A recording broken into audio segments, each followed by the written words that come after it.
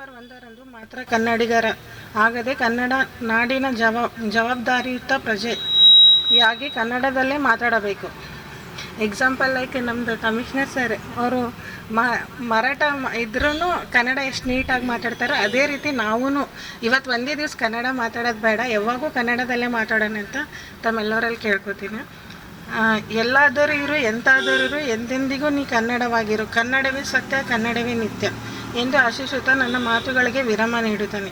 ಜೈ ಹಿಂದ್, ಜೈ ಕರ್ನಾಟಕ, ಜೈ ಮಾತೆ. ಪೂಜ್ಯ ಮಹಾಪೌರರು, ಉಪಮಹಾಪೌರರು, ಹಾಗೆ ಅಧ್ಯಕ್ಷರು, ಎಲ್ಲ ಸ್ಥಾಯಿ ಸಮಿತಿಗಳು ಮತ್ತು ವಿರೋಧಿ ಪಕ್ಷದ ಸದಸ್ಯರು, ನಾಯಕರು, ಸಿಬ್ಬಂದಿಗಳು, ಎಲ್ಲ ಅಧಿಕಾರಿ ವರ್ಗರಿಗೆ ಇವತ್ತಿನ ಕರ್ನಾಟಕ ರಾಜ್ಯೋತ್ಸವ ದಿನಾಚರಣೆ ಹಾರ್ದಿಕ ಶುಭಾಶಯಗಳು.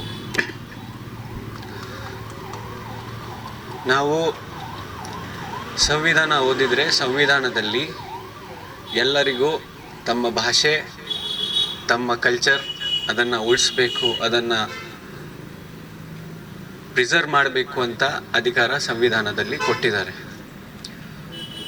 ಅದೇ ರೀತಿಯಾಗಿ ನಮ್ಮ ಈ ಕರ್ನಾಟಕ ರಾಜ್ಯ, ನಮ್ಮ ಸಂಸ್ಕೃತಿ, ನಮ್ಮ ಭಾಷೆ ಅದನ್ನು ಉಳಿಸ್ಬೇಕು, ಬಳಸಬೇಕು, ಆ ನಿಟ್ಟಿನಲ್ಲಿ ಈ ದಿನಾಚರಣೆ ನಾವು ಮಾಡ್ತಾ ಇರೋದು. ನಮ್ಮದು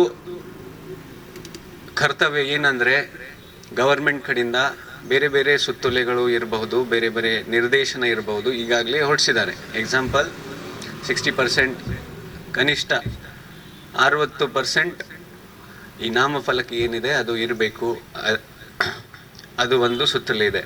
ಅದೇ ರೀತಿಯಾಗಿ ನಮ್ಮ ಯಾವುದೇ ಒಂದು ಸರ್ಕಾರಿ ಕಚೇರಿಯಲ್ಲಿ ಪತ್ರಗಳು ಆಗಲಿ ಅಥವಾ ವ್ಯವಹಾರ ಆಗಲಿ ಅದು ಕನ್ನಡ ಭಾಷೆಯಲ್ಲಿನೇ ಆಗಬೇಕು ಅಂತ ಇದೆ. ಸೊ ನಾವು ಅದು ಕಟ್ಟುನಿಟ್ಟವಾಗಿ ಪಾಲನೆ ಮಾಡಬೇಕು ಅಂತ ನಮ್ಮದು ಜವಾಬ್ದಾರಿ ಇದೆ. ಅದೇ ರೀತಿಯಾಗಿ ಈಗಾಗಲೇ ಪೂಜ್ಯ ಮಹಾಪೌರರು ಹೇಳಿದಂಗೆ ನಾವು ಆದಷ್ಟು ಈ ನಮ್ಮ ಭಾಷೆ ಆಗಲಿ ನಮ್ಮ ಸಂಸ್ಕೃತಿ ಆಗಲಿ ಅದನ್ನು ಉಳಿಸ್ಬೇಕು ಅಂತ ಹೇಳ್ತಾ ನನ್ನ 2 ಮಾತನ್ನು ಮುಗಿಸ್ತೀನಿ. ಜೈ ಹಿಂದ್, ಜೈ ಕರ್ನಾಟಕ.